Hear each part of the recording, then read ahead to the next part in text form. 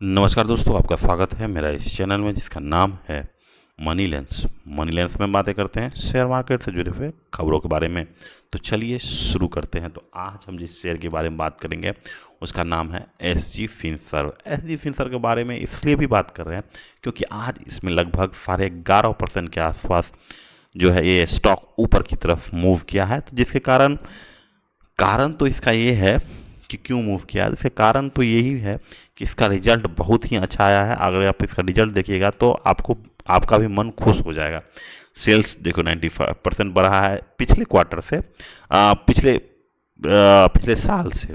EBITDA 99% है, profit जो है 78% है। तो हर एक जो पैरामीटर्स हैं एसजी फिनसर्व के, जो देखने का एक एनबीएफसी पढ़ने का जो तरीका है, उसमें हर एक पैरामीटर्स पे काफ़ी अच्छा प्रदर्शन किया है, जिसके कारण एसजी फिनसर्व को रिवार्ड भी किया गया है जो कि 12% हो गया है। तो इसका एक और चीज़ हम बताते हैं कि इसमें आशीष कचोलिया जी जो है अपना निवेश को लगभग डबल कर लिए हैं।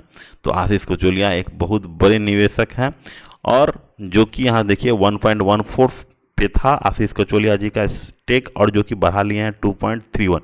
तो ज़रूर कुछ ना कुछ ऐसा बात होगा जिसमें कि बड़े बड़े निवेशक जो हैं, सिर्फ आशीष कचोलिया ही नहीं, यहाँ पे आप देखिए मधुसूदन केला भी एक अच्छे खासे इन्वेस्टर हैं जिन्होंने इसमें 1.46% का स्टेक अभी भी ले रखा है। तो बड़े बड़े निवेशक जो हैं इसमें एक पॉजिटिव व्यू रखते हैं, जिसके कारण इतना दिन से कॉन्सेंट्रेशन चल रहा था और जैसे ही रिजल्ट आया ये यहाँ से बूम कर गया। तो एक चीज़ ये है कि अब जो है स्टेट ऑफ हॉर्मोज बंद हो गया। स्टेट ऑफ हॉर्मोज में जो सीज फायर हुआ है, युद्ध बंद जो हो गया है, उसके बाद से अब किसी भी कंपनी के लिए अब ग्रोथ ही एक ऐसा फैक्टर है जो इसको ऊपर की तरफ ले जाएगा। लेकिन यहाँ पे एसजी फिनसर्व देखिए काफ़ी अच्छा करे। एसजी ग्रुप जो है, चाहे एसजी फिनसर्व हो जाए, एसजी मार्ट हो जाए, कोई भी ग्रुप हो जाए, वो एक पॉजिटिव डायरेक्शन की तरफ अब बढ़ चुका है।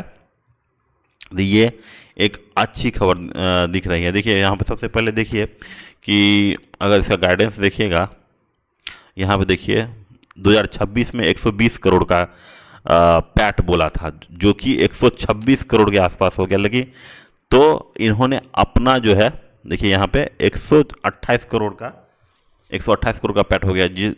लेकिन इन्होंने गाइडेंस दिया था 120 करोड़ का। तो एक्चुअली में अपने गाइडेंस को सरपास करते हुए लगभग 8 करोड़ का, तो ये एक अच्छा एक सेंटिमेंट देता है बाज़ार में, क्योंकि बाज़ार जो एक्सपेक्ट करता है कि भाई ये 120 करोड़ होगा, ये अगर उससे अच्छा देता है अगर रिजल्ट, तो मार्केट उसे रिवार्ड देते हैं, जो कि आज आप देखें कि 12% के आसपास ये स्टॉक ऊपर चढ़ा है। तो यहाँ पे देखिए 26 में 120 करोड़ है। उसके बाद जो है ये 30% पैट जो है हर साल बढ़ेगा, यानी आज अगर 120 है तो उसका 30% अगला, फिर उसका 30% अगला, तो लगभग 375 करोड़, यानी यहाँ से 12 या 36, यानी लगभग यहाँ से 2030 में 3 गुना होने जो है पैट हो जाएगा। 3 गुना पैट हो गया तो यहाँ से तो कम एटलीस्ट इसका शेयर जो है 3 गुना तो होगा ही होगा। अगर इसका प्राइस टू बुक अगर उस समय 2030 में और अच्छा रहा, अगर 6 हो जाता है तो 3 इधर 2 इधर, क्योंकि इसका जो हाईएस्ट प्राइस टू बुक है वो 6 के आसपास है। देखिए 6-7 ऐसे रहता है। तो अगर 6 के आसपास भी अगर बेच पाएँ तो इधर 2 का ग्रोथ होगा, उधर 3 का, यानी लगभग 6 गुना होने की संभावना सीधा सीधा लगता है। अगर ये नहीं हो पाए तो मिनिमम 3 गुना तो होगा ही होगा, जिस तरह से इसका गाइडेंस दिया है कंपनी द्वारा। ये मेरा गाइडेंस नहीं है, ये क्या है, कंपनी का गाइडेंस है कि हम यहाँ से तिगुना होंगे। दूसरी बात यह है कि इसका AUM क्या होता है, एसेट अंडर मैनेजमेंट, की इस बैंक के पास कितने करोड़ का एसेट है, मतलब कितना लोन है, कितना लोन बुक है, हर एक जो है एसेट जो है उसका जो कैलकुलेट हो रहा है वो लगभग 1310 करोड़ का बोला है। और यहाँ पे 2030 में लगभग 2700 करोड़ 7500 करोड़ के आसपास जाने की संभावना है। तो AUM भी 20%। और सबसे बड़ी बात है कि AUM अगर 20% से बढ़ता है तो क्योंकि इसमें NPA नहीं होता है। ठीक है, इस कंपनी में NPA इसलिए नहीं होता है क्योंकि जब एपीएल अपोलो मान लीजिए, आप एक कंपनी है एपीएल अपोलो, और आपके पास डिस्ट्रीब्यूटर है, तो डिस्ट्रीब्यूटर के पास मान लीजिए कि आपने बोला कि भाई मेरा से माल खरीद लो, लेकिन डिस्ट्रीब्यूटर के पास पैसा ही नहीं है, तो वो पैसा जो है एपीएल अपोलो डिस्ट्रीब्यूटर को नहीं देता है, वो सीधा देगा एपीएल अपोलो को, यानी उसका इनवॉइस का फाइनेंसिंग करता है, जिससे क्या होता है कि सीधा फाइनेंस के पास पहुंच जाता है, एपीएल अपोलो के पास पहुंच जाता है, और वो उस कंपनी का ग्रोथ शुरू हो जाता है। और वहीं पे जो डिस्ट्रीब्यूटर हैं वो उसको 45 दिन 40 दिन का एक पीरियड मिलता है, जहाँ पे उसको पैसा जमा करना है।